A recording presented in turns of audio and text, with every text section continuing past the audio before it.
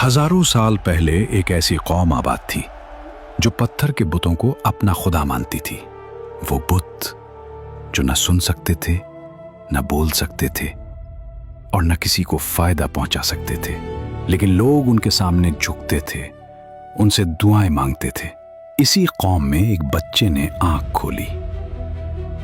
नाम था इब्राहीम अलैहिस्सलाम। बचपन ही से उनका दिल सच की तलाश में बेचैन रहता था।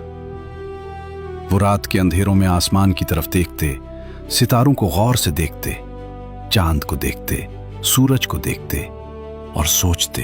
एक रात एक चमकता हुआ सितारा नजर आया। हजरत इब्राहीम अलैहिस्सलाम ने सोचा, क्या ये मेरा रब हो सकता है? लेकिन जब वो सितारा गुरूब हो गया तो आप अलैहिस्सलाम ने फरमाया, जो डूब जाए वो मेरा रब नहीं हो सकता। फिर चांद निकला। चांद अपनी पूरी रोशनी के साथ आसमान पर जगमगा रहा था। हजरत इब्राहीम अलैहिस्सलाम ने फरमाया, शायद ये मेरा रब हो। लेकिन सुबह होते ही चांद भी गायब हो गए। फिर सूरज निकला, रोशन, ताकतवर, चमकता हुआ। मगर शाम होते ही सूरज भी गुरूब हो गया। तब हजरत इब्राहीम अलैहिस्सलाम ने आसमान की तरफ देखा और फरमाया, मैं उस रब की तरफ रुख करता हूं जिसने जमीन व आसमान को पैदा फरमाया। हजरत इब्राहीम अलैहिस्सलाम के वालिद बुत बनाया करते थे। एक दिन हजरत इब्राहीम अलैहिस्सलाम ने निहायत अदब से कहा, अब्बाजान, आप इन चीजों की इबादत क्यों करते हैं जो न सुनती हैं, न बोलती हैं और न ही किसी को फायदा दे सकती हैं? लेकिन यह बात कौम को पसंद ना आई। लोग हजरत इब्राहीम अलैहिस्सलाम से नाराज होने लगे, क्योंकि वो अपने बातिल माबूदों के खिलाफ एक आवाज सुन रहे थे, हक की आवाज। एक दिन पूरी कौम शहर से बाहर मेले में गई।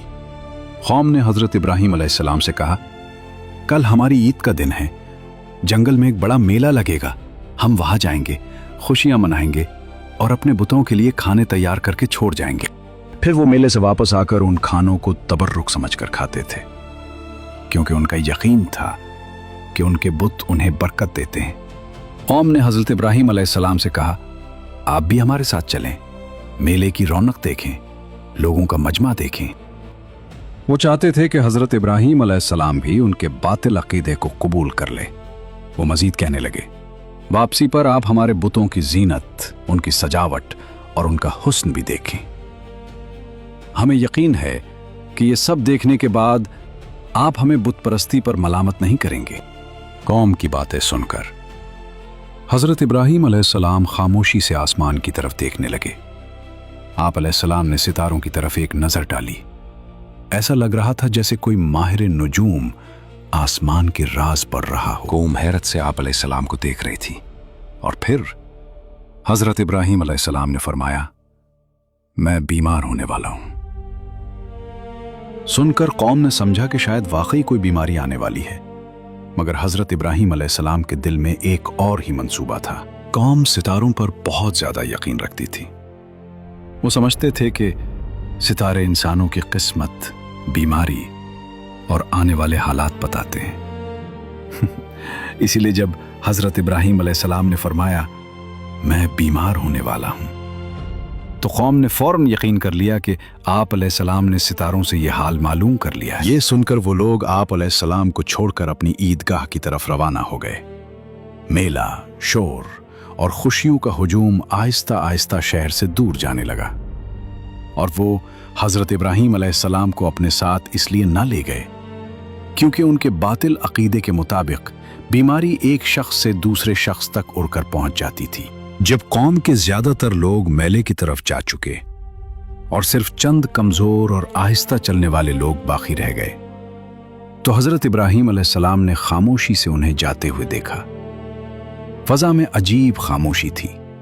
शहर खाली होता जा रहा था और बुतों का माबद अब तकरीबन सुनसान हो चुका था। तब हजरत इब्राहीम अलैहिस्सलाम ने पुरज़्म अंदाज में फरमाया, वत्तल्लाहि लअकीदन्न अस्नामकुम बाद अन तुवल्लू मुदबिरीन। अल्लाह की कसम, तुम्हारे पीठ फेर कर जाने के बाद मैं तुम्हारे बुतों की बुरी हालत कर दूंगा। सिर्फ अल्फाज नहीं थे, ये बातिल के खिलाफ हक के ऐलान की इब्तिदा थी। और फिर जब पूरी कौम मेले में मसरूफ थी, हजरत इब्राहीम अलैहिस्सलाम तन्हा बुतखाने की तरफ पढ़ने लगे। मगर वहां जो होने वाला था वो पूरी कौम को हैरान कर देने वाला था। ये हम आपको अगली एपिसोड में दिखाएंगे कि हजरत इब्राहिम अलैहिस्सलाम ने बुतों के साथ क्या किया।